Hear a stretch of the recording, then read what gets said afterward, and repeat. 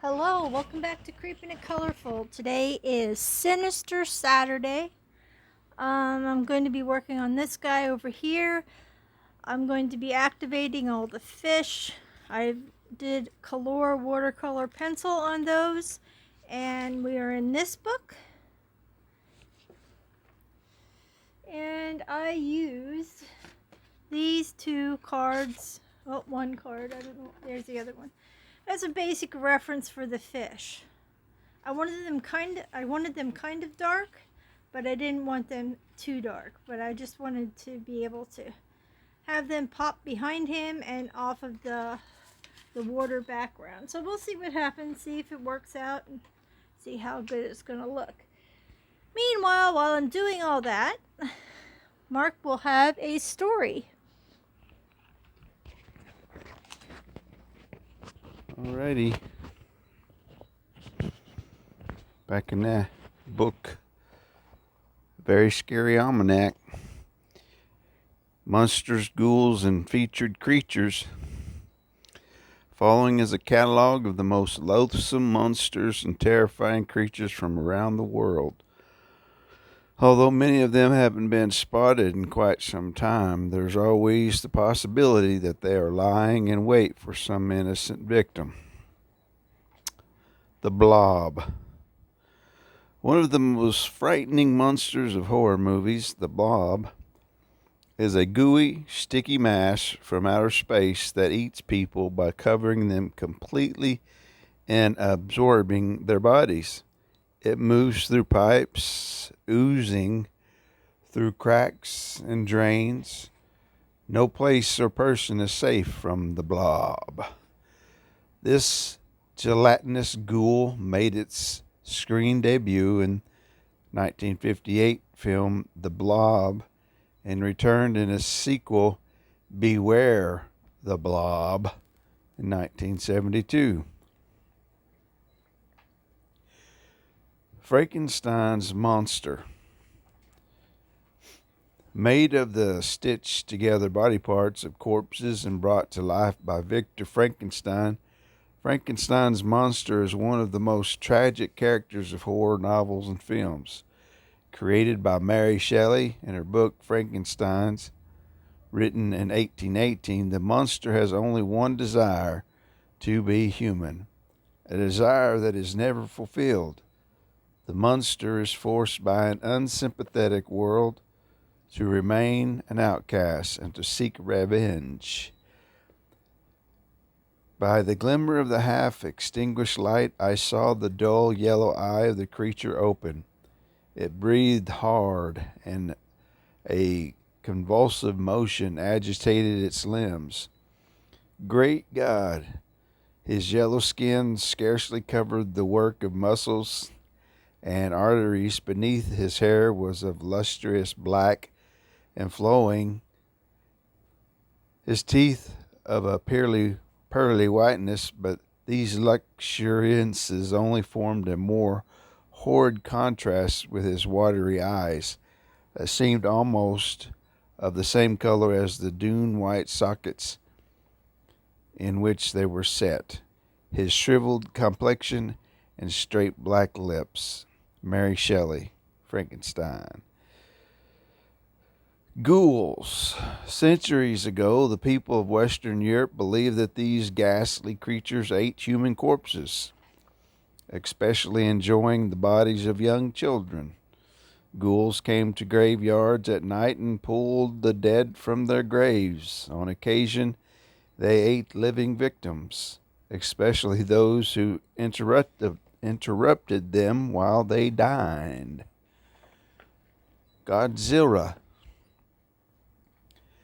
A huge cinematic dinosaur-type creation, Godzilla terrorized the Japanese countryside after being awakened by underwater testing of the atomic bomb.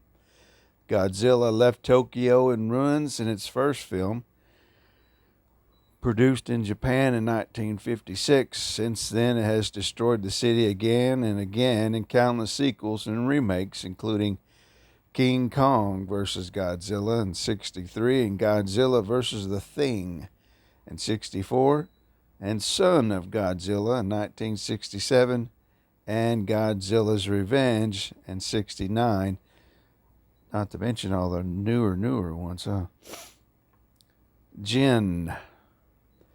The ancient Arabic peoples believed in many types of jinn, the plural of genie. All are capable of magic to a greater or lesser degree, and all are malicious. Jinn are the lowest and weakest type of genie. The jinn are the most common type, but still not very powerful, which is why they are often caught and imprisoned in bottles. They are reportedly very ugly, not at all like Barbara Eden in I Dream of Jeannie. And they torment people just for the fun of it. Shaitans are more powerful than the jinn, more dangerous and even uglier. They eat dirt and other waste. Like it or not, everybody has his or her own personal shaitan urging that person to do evil, along with a guardian angel urging the individual to do good. Merida are the most powerful jinn of all. They concern themselves only with tempting and tormenting kings, presidents, and other powerful people. The Mummy. Fascination with the discovery of King Tut's tomb in 1922 led to the creation of this movie monster in the 1932 film The Mummy. A living mummy returns after thousands of years to fulfill the curse and to reclaim the reincarnated soul of the woman he loved. Vampires. A living corpse who must drink blood to survive the vampire is one of the most popular. A living corpse who must drink blood to survive. The vampire is one of the most popular creatures in all folklore. Legends of vampire-like creatures exist throughout the world and date from before written history. However, most of the modern myths and lore that are associated with vampires, such as the idea that a vampire cannot be seen and a mare, originated in the legends of 16th century Eastern Europe. How to protect yourself from a vampire. While a vampire sleeps, place a wild rose on its coffin. The vampire will not be able to get out.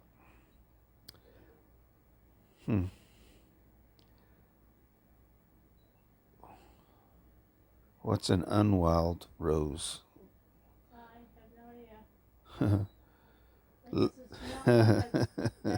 one that you have in a pot. Oh, like those store-bought cut ones, I guess. Lay a broom on a vampire's grave or scatter handfuls of grain on the ground. When the vampire comes out at night, it will be compelled to count the straws of the broom or the individual grains.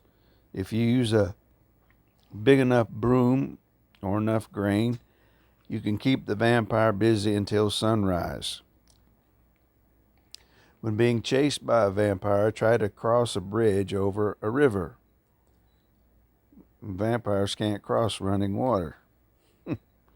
Wear or hold a cross, a Christian symbol to keep a vampire away. Wear garlands or garlic around your neck.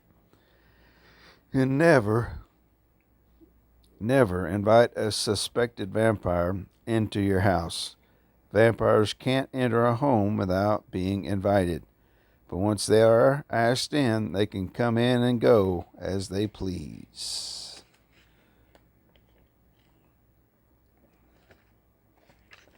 Arthur took the stake of the hammer, and when once his mind was set on action, his hands never trembled nor even quivered.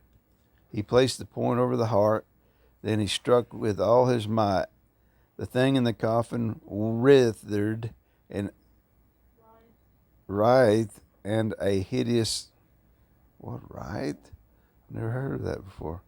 And a hideous blood-curdling screech came from the open red lips. The body shook and quivered and twisted in wild contortions.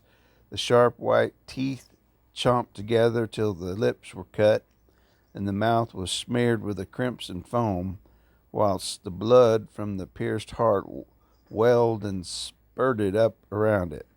Bram Stoker from Dracula. To kill a vampire, you must drive a stake through its heart, cut off its head, and stuff its mouth full of garlic. All right, this one's my favorite. Werewolves. The existence of the werewolf, a person who can turn into a wolf, is one of the oldest and most widespread beliefs in the world of monsters. Details have varied in different places and times, but people from ancient to modern times have shared these beliefs about werewolves.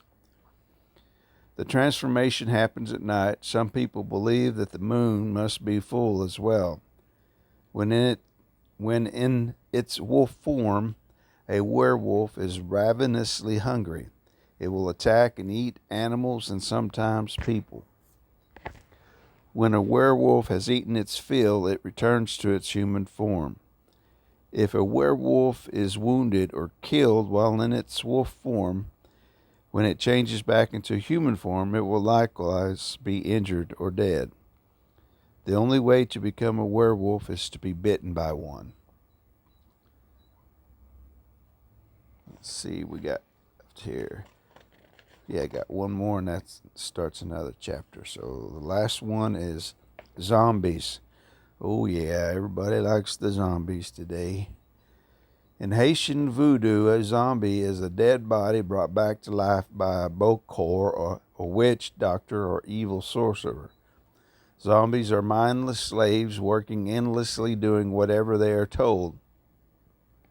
A zombie must be fed occasionally to keep it working, but it must never taste salt, for then it will remember that it is dead and will return to its grave to die again, this time for good. A bokor creates a zombie by walking to his victim's house backward. He sucks out the person's soul through an opening in the door, then quickly blows it into a bottle, which he seals immediately.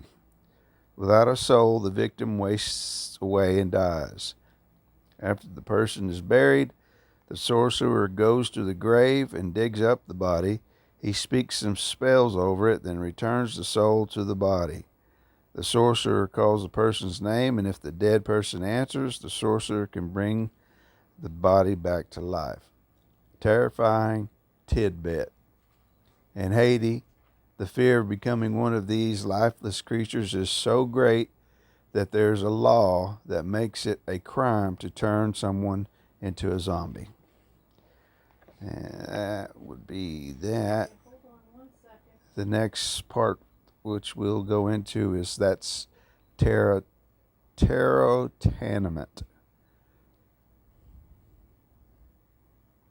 It says, before recorded history, people gathered around the flickering light of the tribal fire to hear wise men tell stories of demons and monsters and the never-ending battle between good and evil. Thousands of years later, we still gather around flickering lights, those of TV sets and movie theaters, to be frightened out of our wits. Technology may have changed, but the stories of ghosts, witches, vampires, madmen, and monsters found on the screen and written page are not so different from the one that terrified our ancestors.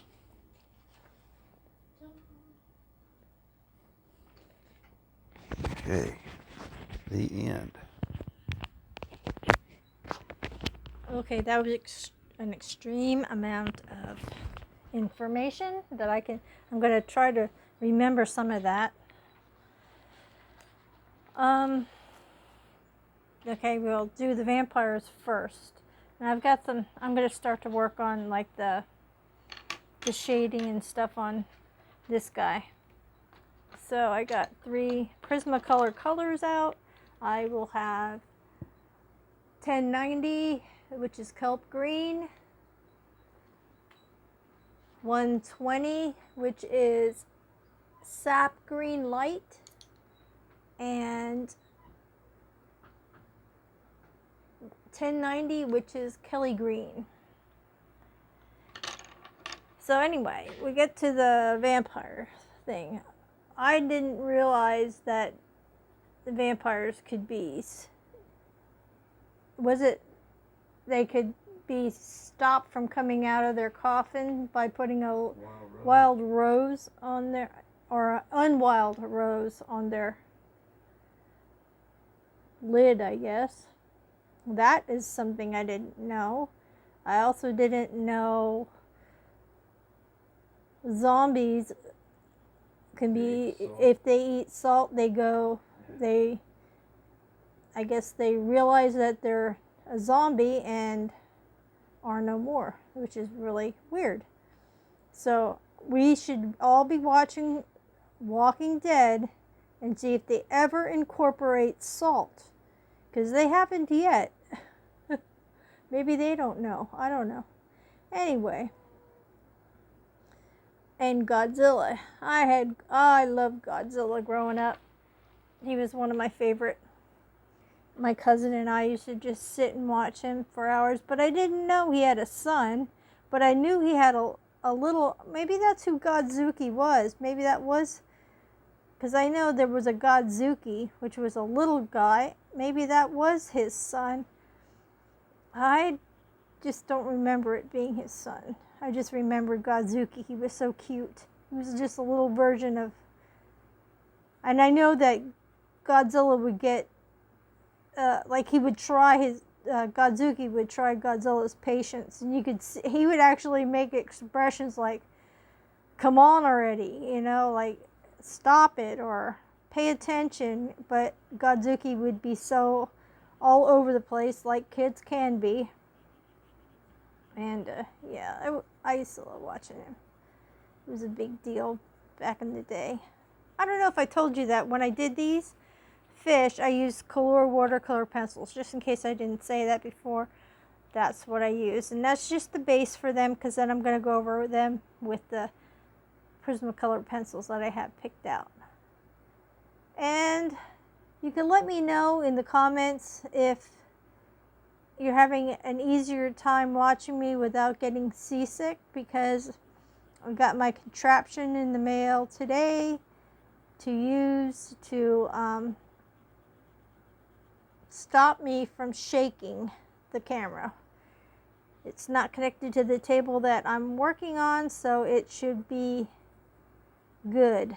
Except I noticed I kicked it a little bit ago. I was worried about the cats and I ended up kicking it. So now the next thing I have to master is not having you guys in a frame. So we'll see how I can master that next. One thing at a time. We'll get there. Oh my goodness. I know I had a light before, and the wiring, the part that you plug into the USB port, snapped off. So I had no light for a little bit. I had to come up with different ways of doing it, and we actually went thrift shopping, and I was able to get, Mark found a light for me, so I was able to get a light, and now I have a nice big ring light that didn't hardly cost me anything. So I think I shall be set. Now I just have to work on little things like keeping you guys in frame and learning how to edit. But like I say, I think the only way I'm going to learn how to do the editing is if I have a tablet or a laptop. So I told you guys before, I'm jumping back and forth in my topics here. Told you guys before that I'm not a big fan of vampires or werewolves or zombies, and alien, sci-fi crap. I just don't like it. It's just, I don't know why I don't like it. I just don't. So there won't be too many. Like, I know Kirby Rosanis has this book. Good Lord, I can't even. Alien World. And I will not get that book because I know I wouldn't want to color in it. It's not something I would have fun doing. So that will not be a part of my Kirby collection. And I don't really like watching zombie movies and stuff because it just seems so much of the same movie line, the storyline. So that's another thing that why I don't really care too much for zombies.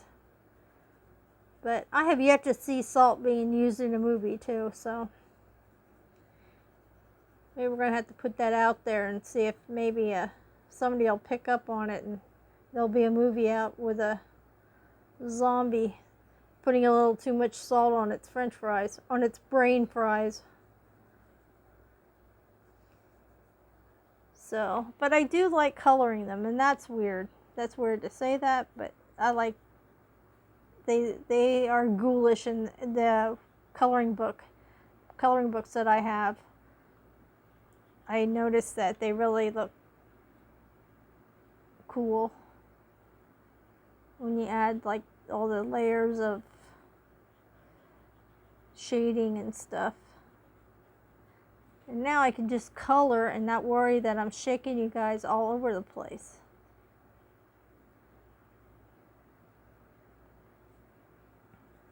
I can't remember all this stuff that was talked about. Oh, the goo, the blob. I remember that movie. That was just so weird to watch. It looked like Jello going across the TV screen back in the day. I remember seeing that movie. That one was a weird one. But you know what?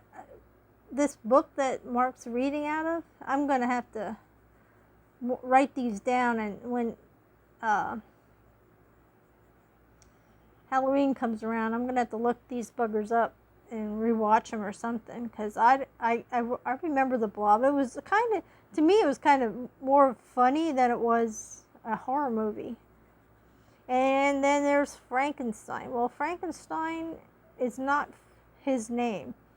And I am guilty of that. When you see Frankenstein's monster, I just automatically say, oh, it's Frankenstein. But I don't say, I call him Frankenstein, and I know we shouldn't, because that is not the monster's name. The monster's name is the monster. He's not Frankenstein. And then they have where they have Frankenstein's bride, which is another mess up because it's not Frankenstein's bride, it's the monster's bride.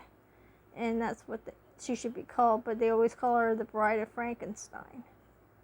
So maybe I got that wrong, but that's the way I see it. I don't remember it being anything to Frankenstein himself. My remembrance of the Bride of Frankenstein was because the monster was so, like, depressed, I guess you could say. And he thought if he would build a companion, and I know that the monster was, like, kind of telling him he wanted someone like himself, and that's how the Bride of Frankenstein came about. But like I said, that shouldn't have been called the Bride of Frankenstein, because it's the monster's bride. Alrighty, I can't remember all that stuff, though. All the stuff that he just talked about. He just picks, and I think he's starting from the beginning of this book and just working through it, where the other books, they had different things that he could flip through and find a chapter, and it was just on one thing, where this one's sort of like a storybook. It'll explain all the different types of monsters and stuff. So I'm going to have to sharpen this booger. I can't get in them little circles. I did some coloring this weekend that I'm not too happy with. I did some coloring in a book. They were like the patriotic theme. And that's not why I'm not happy about it, because it wasn't horror. But it was what happened. I used the soft oil pastels that I had gotten. And come to find out, they're not really that buttery. So it takes a little bit to blend these ones. And I did it, and I just was not happy with the page, and you'll see that at the end of the month. That's coming up soon enough. But yeah, that I did not like the way it came out. It just was, it was a mess to me. I tried Q-tips. That was kind of hard to do. And then I used those makeup pads. That helped a little bit, but I just noticed that they aren't as creamy as they should be. So, and those I got from Mr. Penn. I'm not sponsored. I'm just saying which ones I got. And they were off of Amazon. I will use them till I don't have them anymore. But I will still be on the search for a really affordable yet buttery, creamy, soft pastel. So there was that. And then I think I did another one, which was a tropical type page. It was for Christmas in July. So it was a tropical Christmas page. And I was doing it in glitter markers and glitter gel pens, and the glitter markers and gel pens just had attitude. They either died on me, or they didn't work at all, or they just looked horrible once they got put down on paper. So yeah, that page is a mess. So I had two messes. But I did see, I watched Nekosimi, and she had some on her. She said if you ever have, like oil pastels or whatever, really help. It was either her or another lady I watched that said that oil pastels can help you save a picture that just isn't working for you, making you happy. But the same thought there, I'm not happy with my soft pastels right now, my oil pastels, so it may not make me happy to use them on that page. But whatever I can do, I can do. And the one page is already in oil pastels, so there's no help in that.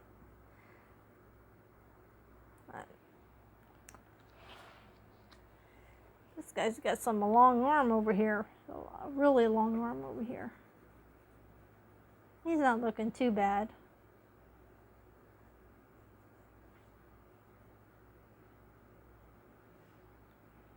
I can't wait to get to the fish. So they're going to be nice and brightly colored, because this is just the base on them, just to help me remember. And I think it helps when you base like that, because it gives you idea of what color to use on top of, and helps when you're coloring that you don't have white showing through your colors a little bit. So it really helps when you're doing black. So I actually used, I think I used gel crayon on the background here, and then gel crayon on him. Gel sticks, not gel crayon, gel sticks. And that's what I used to base. And then I just went in with, because the crayons, the gel sticks are so thick, I thought it would be better to go in with the watercolor pencils to base the fish. Oops. You see that little boo-boo there? Kind of missed that.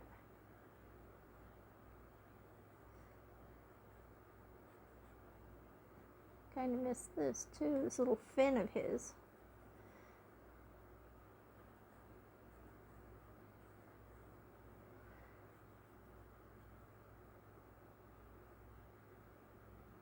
Like I said, this guy reminds me of Creature from the Black Lagoon.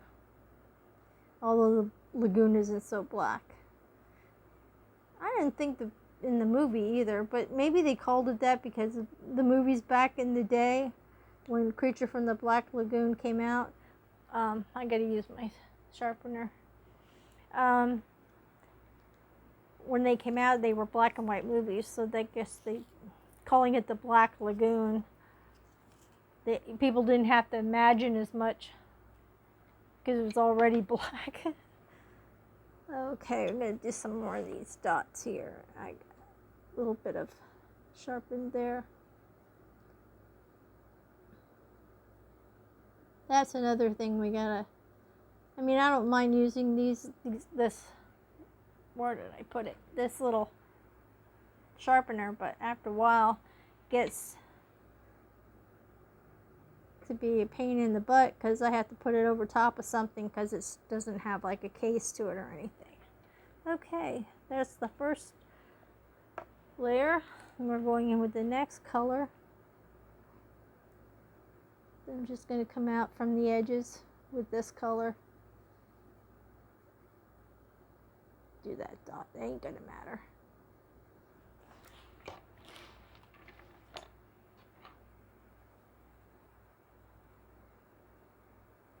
I'm just going to go around all the edges.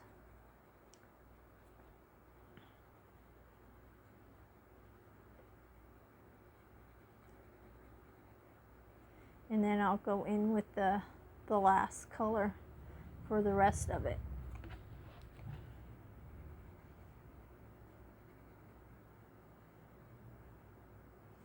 Not sure what color to make his eyeball there. I'm just going to do the whole lip area.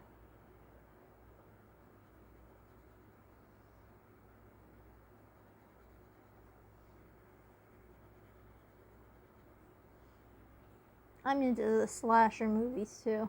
Those are pretty cool. Okay, let's get around the outside here. And I'll do his fins all the way. Just because.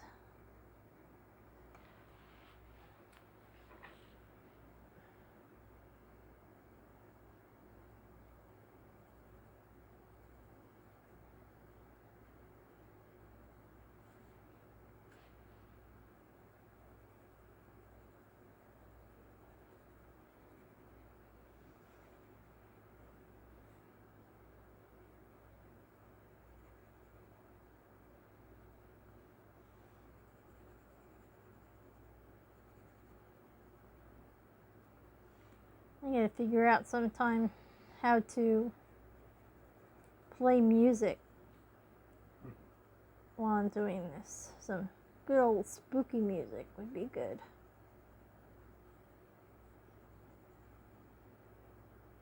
Yeah, this area, I'm just gonna go around these to make them stand out just a little more.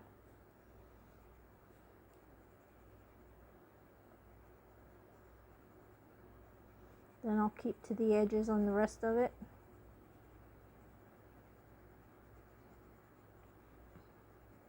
He doesn't have too much fin work. You would have think they would have put something over here, but they didn't, so that's alright. Oh man, you guys be shaking right now. Like you're cold, shiver. Shake.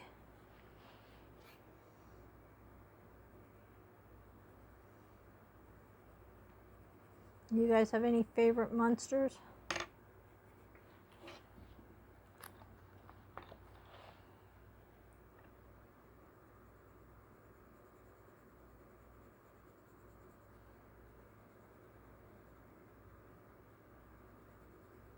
I'm going to do this area in here a little bit too, only because it make it look better, more depth to it.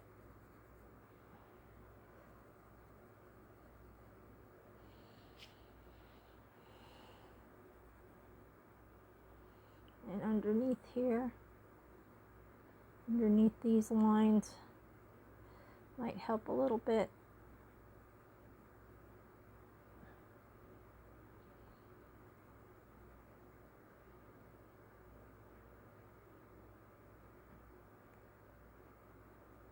Pretty sure they're like 3D on him.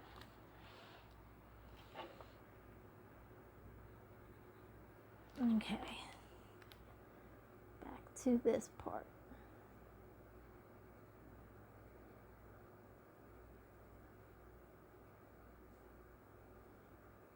He's got lots of lines through him here. It's not just an easy do the edges with him. He's got a lot of I don't know, features here, flaps, dimensions, whatever you call it.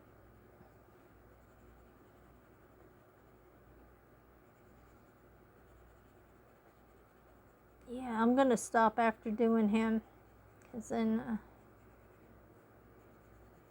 we'll have something to do for Terrifying Tuesday. I'll finish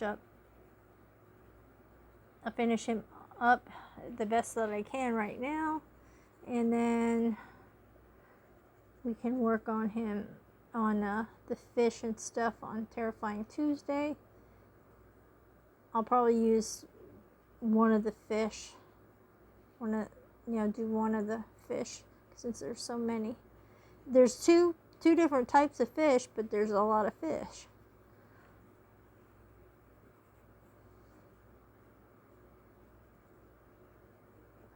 There's a fin. I'm just going to color that one in. Get underneath here. See, there's just like so much to get up in and under here to make it shadowy.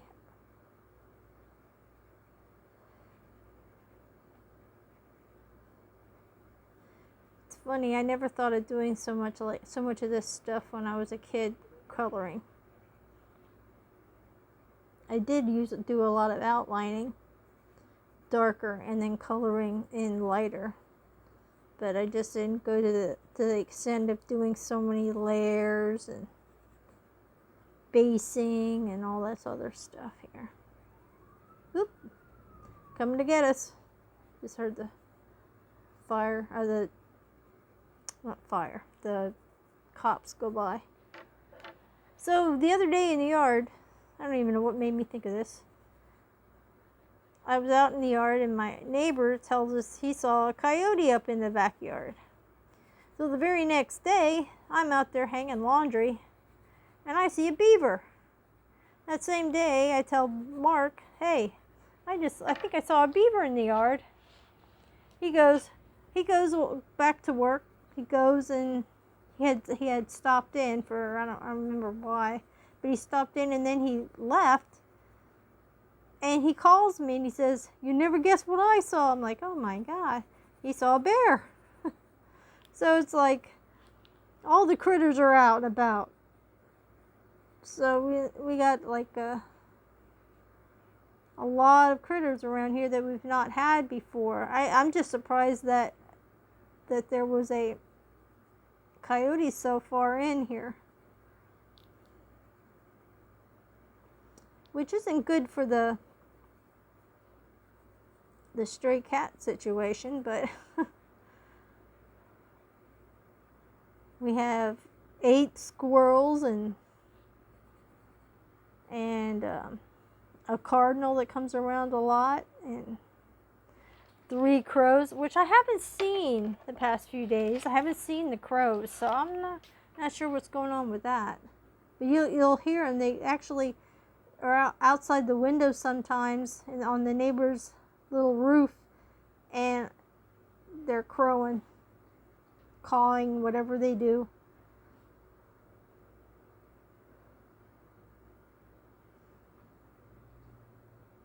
interesting.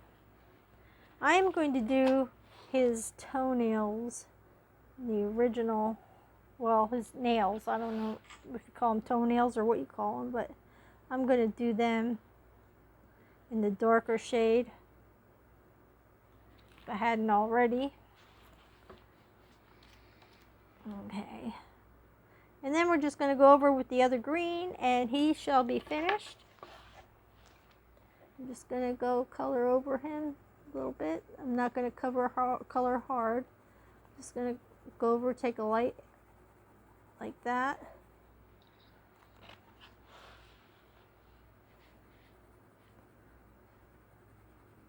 I'm just going to go over it lightly.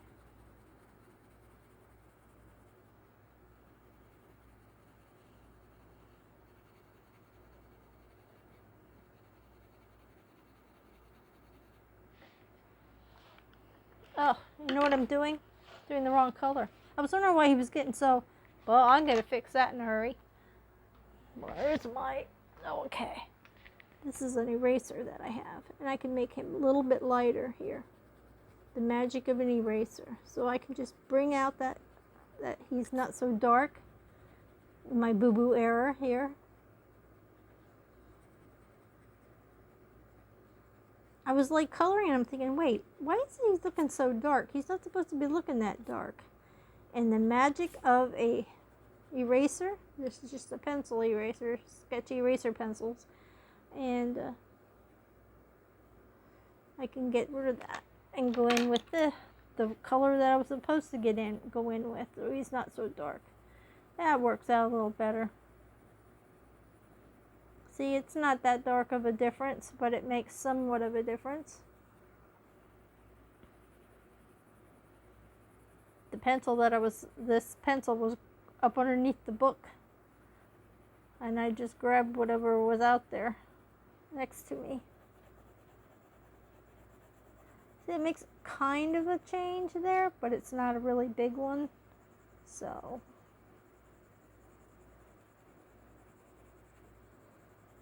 I just want to give him some color, but not a whole lot, because I might blend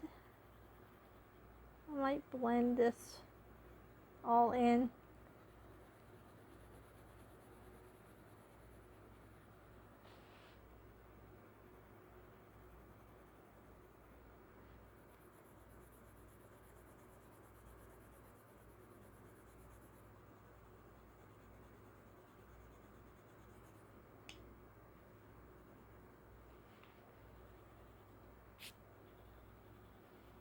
And there you have it. There's our sea creature. He came along pretty nicely. Not a whole lot of trouble. And before I blend, I might just do some of his features a little darker, like here. And then since I already went over that and I added all the colors that need to be done, I just might go in and certain areas just accent them a little more, so that when I do come in here with the blending pencil, it's not going to look so bad. It's going to still stick out more. See, just go over some of it, and those little circles I really need to work on. So that's what I'm going to do. The rest of this type of thing off camera, and you will see the finished result when he's all done, when we do the end of the month coloring page wrap up. Okay, let me see if I can get up here and zoom you out. Maybe. There we go. So, thanks so much for stopping by for Sinister Saturday. Hope the story